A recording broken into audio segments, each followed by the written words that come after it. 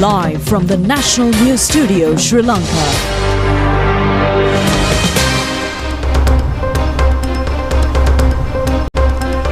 Good evening and welcome to the 9 p.m. news telecast of the prestigious channel of Sri Lanka. I'm Charita Minipurarachi. And I'm Sitami Jayaratna. Let's take a look at today's headlines. A compensation of 1 million rupees each for the dead in the Alawa bus accident from the President's Fund. Example set by Prophet Muhammad is a beacon of light to build a country of ethics and moral values, says the President. Prices of rice, kottu and biryani reduced, along with the prices of snacks. An Indian national taken into custody with a stock of Kush narcotics valued at 110 million rupees at Karunaik Airport. A large stock of raw materials used in the production of ice narcotics also recovered from mid-the-year. A new seed potato center to Boralanda. President Donald Trump reduces tariff for Japanese motor vehicles up to 15%.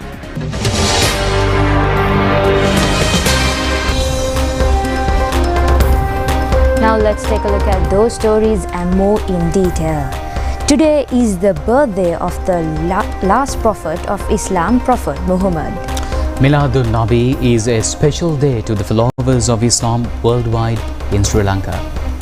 Prophet Muhammad was born in 570 AD to Amina and Abdullah in Mecca, Saudi Arabia. He was a disciplined person since childhood and became Nabi at the age of 40. The Prophet was exemplary as a brother, father, friend and a son, was also called As-Sadiq since he won the trust of one and all, and was also called Al-Amin. The Prophet reached Medina in 622 AD, passed away at the age of 63. Accordingly, the third month of Rabi'ul-Awwal of the Islamic calendar is celebrated as Milad-un-Nabi, or the birthday of Holy Prophet Muhammad, on the 12th of the month. Special religious observances were held at mosques island-wide today on this occasion. Issuing a message on Milad-un-Nabi Day, President Anurukumar Dissanayake says that the doctrine of his teachings was the profound principle of equality, that no person is superior or inferior to another on the basis of race, caste or color. His commitment to abolishing social divides and instilling equality in the hearts of humanity stands as a timeless guide as the government work today to create a lawful, ethical and virtuous society amidst contemporary social challenges. As the people strive to elevate the nation to a greater level through a new paradigm based on compassion and love, the President invites all the citizens to enhance this year's celebration of Milad-un-Nabi by adhering to the principles espoused by the Holy Prophet Muhammad. Issuing a message of greetings on the occasion of the birth anniversary of Prophet Muhammad, Prime Minister Dr. Haruni Amarasuriya says that his noble teaching was a revolutionary proclamation against the unjust, tribal and corrupt social order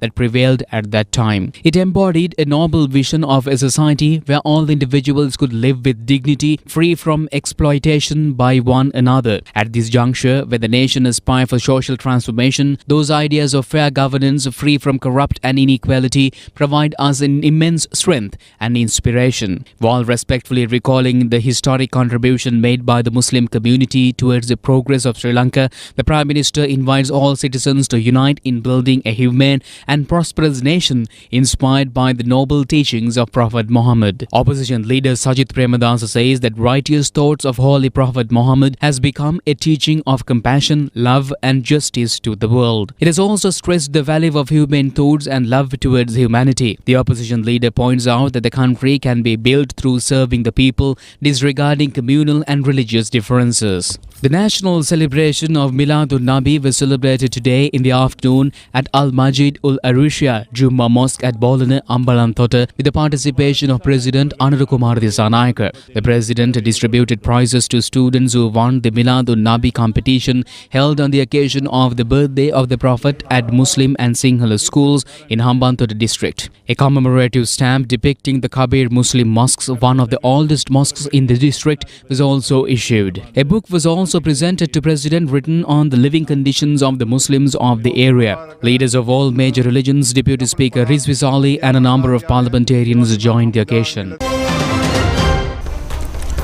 And meanwhile, the All Island Restaurant and Canteen Owners Association has decided to reduce the prices of several food items with the objective of transferring the benefit of the reduction of essential food items prices to the consumers.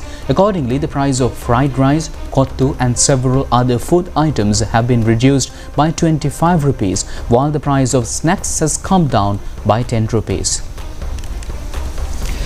President of the All Island Restaurant and Canteen Owners Association, Harshit Rukshan, said the prices of rice have decreased, while egg prices has fallen from 25 rupees each and chicken prices has dropped from around 1,500 rupees per kilogram to about 1,200 rupees. He added that prices of certain fish varieties and vegetables such as carrots and beans has also reduced. He announced that in order to pass on these benefits to the consumers, the association had decided that from tomorrow onwards, the prices of meals in restaurants across the country would be reduced. Rice and curries by 25 rupees, fried rice by 25 rupees, nasi goreng biryani by 25 rupees and paratha and egg roti by 10 rupees each. He further noted that the prices of short eats would also be reduced by 10 rupees. A large stock of raw materials suspected to be in usage to produce ice narcotics have been recovered from Middenia area by the officials of Northern Crime Division of Western Province. This search operation have been conducted with the help of information received from Khelbadra Padme, an organized criminal, and a group of others under interrogation. These criminals have been repatriated to the island from Indonesia recently. 2 containers of raw materials used in the production of ice narcotics have been recovered from a land situated at Hungama Middenia Alawa main road. It has been revealed during the investigation that the land is owned by a supporter of Khelbadra Padme. Accordingly, officials of the police special task force who excavated the area have recovered the stock of raw materials. The police suspects that nearly 50,000 kilograms of raw materials are to be recovered in the 2 containers. Moving to the tragic incident which occurred in Sri Lanka today, the President Fund has decided to grant a compensation of 1 million rupees for each victim who lost their life in Alawa bus accident. The accident occurred last night between the 23rd and 24th kilometer post along the Alawa road, killing 15 persons and injuring 16 others. A large crowd, including security forces, health staff and villagers, engaged in a complex operation to rescue the victims since the accident. A bus returning towards Vallavaya has knocked against a jeep and the safety fence and fallen into a precipice about 100 feet. Police Media Division says 30 individuals were in the bus, including the driver, at the time of the accident. 6 males, including the driver, and 9 females were reported dead. 6 males, 5 females, 3 boys and 2 girls have been injured and admitted to Badul Hospital for treatment. According to the police, 2 persons who assisted the rescue mission have also been injured and admitted to Badul Hospital. According to the investigation conducted so far, it has been revealed that a group came there on a trip from Tangol has faced this accident while they were returning home.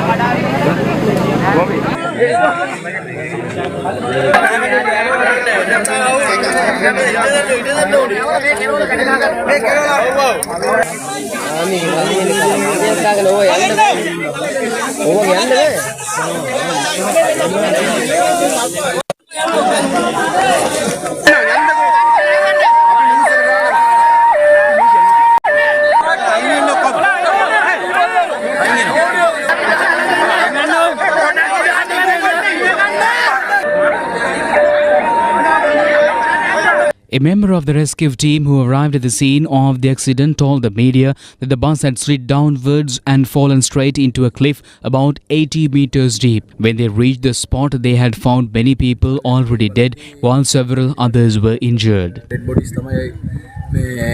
Another member of the relief team told the media that they had risked their lives in order to reach the victims.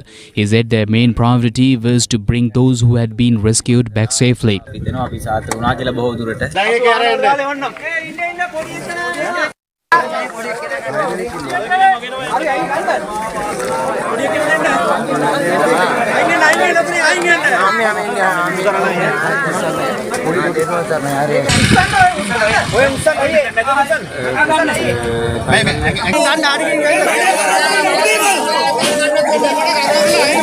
About 200 members of the army attached to Vijayabhai Infantry Regiment, Gamanu Regiment and Commando Regiment have been directed for rescue operations since last night.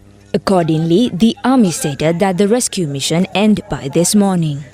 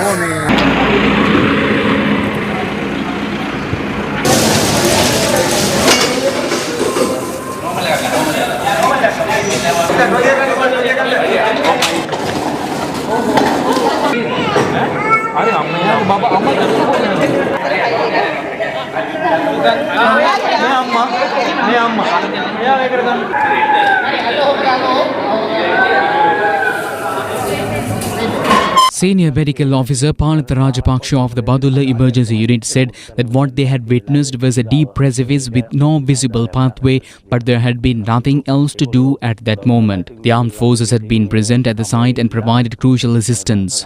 With their help, the medical team had used ropes to descend about 250 meters into the gorge. On reaching the bottom, they had realized that it was not just a bus, but also a large amount of scrap metal scattered around. The injured had been brought to him and he had given them saline and first aid to stop bleeding. He emphasized that the military, police and local youth had all worked with immense dedication, which they deeply appreciated. He added that one of the rescuers was a soldier who had been on leave at home, had been hit on the head by a rock and injured. Another person had fallen when a rope snapped and both of them are now in the ICU. Lance Corporal W.M.V.M. Bandara of the Sri Lanka Army, a member of the rescue team who was hospitalized with injuries, told the media that when they had been descending the cliff, they had heard the cries of 3 badly injured victims. One of them had a fractured leg. Since the slope was difficult, he had tied himself with a rope and climbed down with the team. He said that he had managed to secure one injured person, but while doing so, a rock had fallen on his head. He had not cared about his own condition because his only aim was to bring the victims up. However, by the time they reached the last injured person, he had unfortunately already passed away. The conductor of the ill-fated bus told the media that while they had been travelling straight along the road, the driver initially said that the brakes failed. Everyone, including the conductor, had laughed it off, thinking it was a joke, but when they reached the second bend, the driver repeated it more seriously that the brakes had truly failed. He had then tried to control the vehicle by swerving, but it had eventually collided with another vehicle, causing the disaster. He said that he thought he was going to die, but later realized he was still alive when he regained consciousness. buses. Pradeep Kodipilli, media spokesperson of the Disaster Management Centre, said that he believed all drivers should be vigilant about the condition of their vehicles, their speed and their routes. They should also attend to technical issues before commencing their journeys. Police Media Division further said that the dead bodies have kept at the Alawa, Bandarawala and Badulla hospital mortuaries. Driver of the jeep that is connected to the accident has been taken into custody and Alla police conducts further investigations.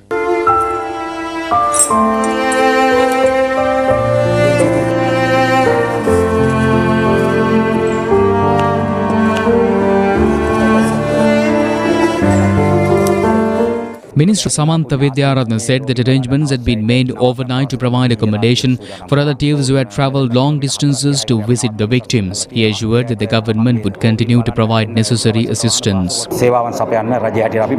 Here are some photographs taken by them during their trip.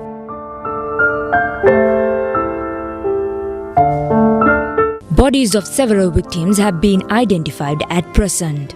Our correspondent stated that Secretary of the Tangol Urban Council, a 50-year-old Rupasena Thalpavila, is also among the dead. He is a father of 3 children and a resident of Poliyarvatha area in Ambalanthota.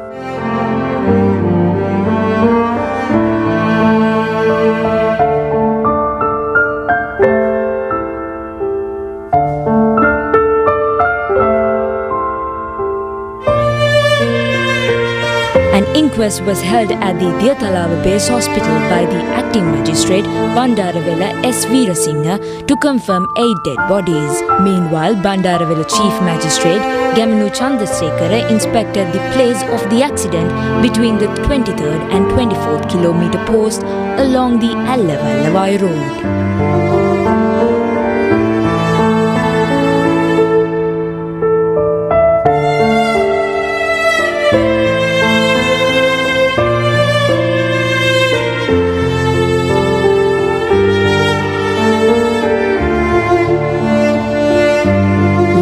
The dead bodies were taken to Tangol Urban Council and handed over to their relatives.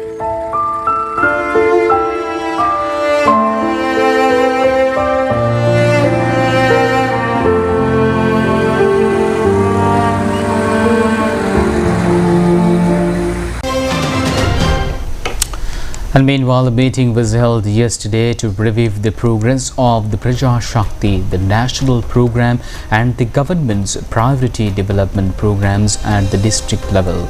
It was held under the patronage of Secretary to the President Dr. Nandika Sanat Kumar Nayaka at the Presidential Secretariat. Praja Shakti is a leading program implemented by the government to assure the equal distribution of economic benefit within the society and for social empowerment. At this meeting, they raised concern over the implementation of this program at district level and its future plans. The need to advance Praja Shakti by integrating the entire state machinery with the national program to build a prosperous country rather than merely turning it into another poverty eradication initiative was discussed.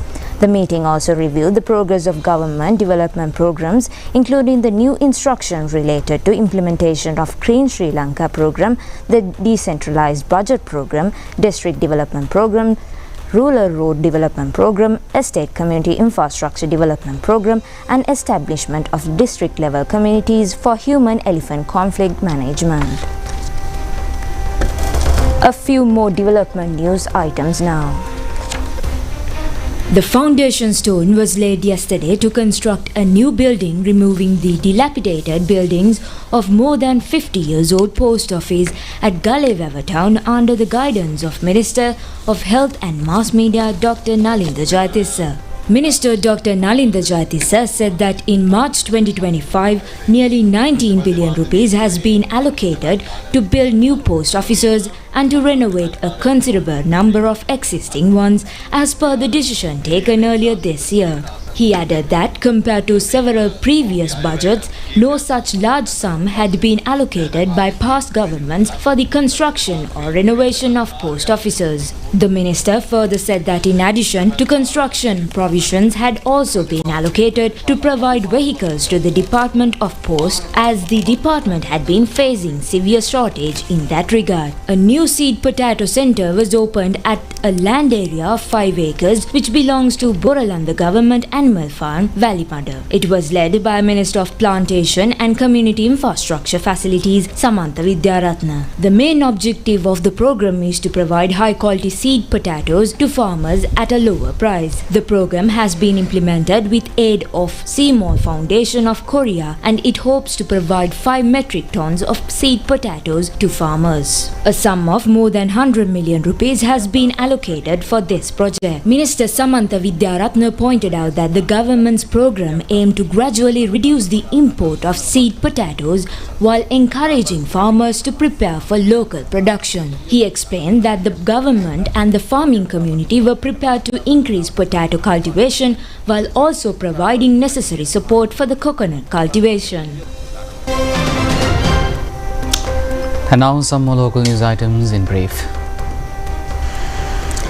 All international schools are taken into custody by the airport customs with a haul of over 10 kilograms of kush narcotics brought in the country illegally from India. The haul is amounting to 110 billion rupees. The suspect is a 31-year-old and a stock of narcotics was concealed in his travelling bag in 19 packages. A road accident occurred at Paranagas, Bavaria along the Anuradhapura-Medavachi main road, injured 4 persons. Police say the 2 injured of the fatal condition. A van knocked on a rear parking SLTB bus. Injured have been identified as residents of Jaffna. Venapur police have taken into custody 4 tractors that had transported clay violating permits. Police stated that according to the permit issued by the Geological and Mines Bureau, clay should be transported once a day. However, the permit has been altered and transported more turns by them.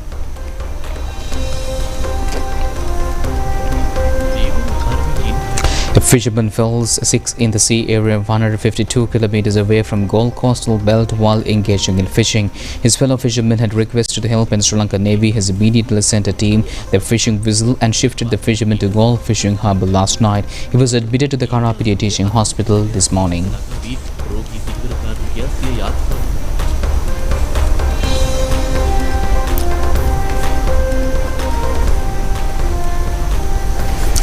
Stay tuned with international news after this break.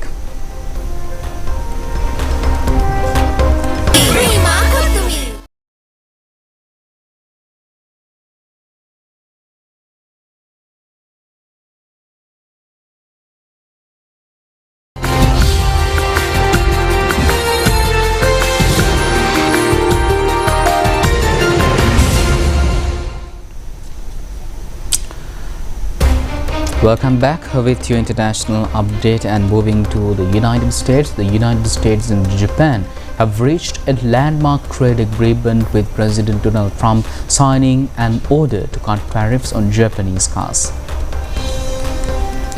According to the White House, the executive order reduces tariffs on Japanese vehicle imports from 27.5% to 15%. The move is a part of the wider deal that formalizes an agreement first announced in July, and it covers most Japanese exports to the US, including cars and pharmaceuticals. As a part of the deal, Tokyo has commenced investing $550 billion in American projects and will gradually open its economy to more US goods. Japan has also agreed to buy about $8 billion worth of American products annually, including rice, fertilizers and bioethanol. Officials say that the agreement aims to reduce America's trade deficit with Japan and provide fresh opportunities for US businesses. Japan's top trade negotiator described the outcome as significant after months of negotiations. Parliament in Thailand has elected Anuthin Charnvirakul as the country's new Prime Minister, bringing him to power after a decisive vote in the House of Representatives. Anuthin secured approximately 63% of the votes in the House of Representatives, positioning himself well above the required majority. This outcome put an end to a period of political deadlock and chaos. A key factor in his assent was a deal with the Progressive People's Party, the largest opposition group, which offered support in exchanging for promises of constitutional reform and new general election within 4 months. Anutin, a 50-year-old veteran politician, was previously held high-profile roles including Health Minister, Interior Minister and Deputy Prime Minister.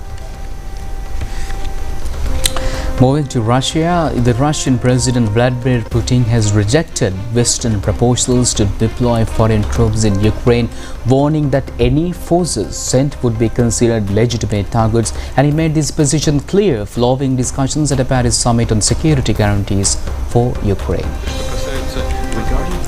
Putin stated that while he was open to dialogue with Ukrainian President Vladimir Zelensky, although citing major disagreements on key issues, his spokesperson Dmitry Peskov praised efforts by former US President Donald Trump to find solutions, but accused European countries of provoking the continuation of the war. Answering the questions at an economic forum at Vladivostok, Putin argued that foreign troops in Ukraine would pose a danger to Russia, and instead the Moscow should remain a guarantor of the Ukrainian security. He added that Russia would comply fully with any decision that led to long-term peace, but reiterated that presence of Western forces was unnecessary. Putin confirmed the war, ready to host a summit with Ukraine in Moscow, and offered to provide security for such talks. Putin also indicated that the military would continue operations across all fronts in Ukraine, underlying his country's stance that no Western troops should be deployed.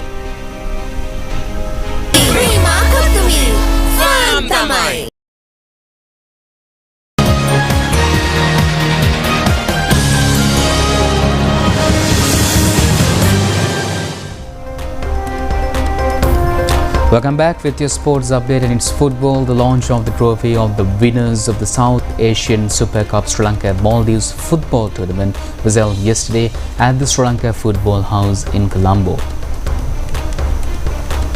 Sri Lanka Football Association organizes this tournament with the objective of streamlining international football activities on the region after the Asian Football Tournament has been postponed until 2026. The tournament includes 2 matches, and the first match will be played on the 6th of this month. The second game is due to be played on the 9th of September. Both matches will commence at the Racecourse grounds in Colombo at 5 p.m. And with that, we conclude tonight news. Do just tomorrow at the very same time. And I'm Sharita, Sanam Situmi. Stay safe and wish you a pleasant night.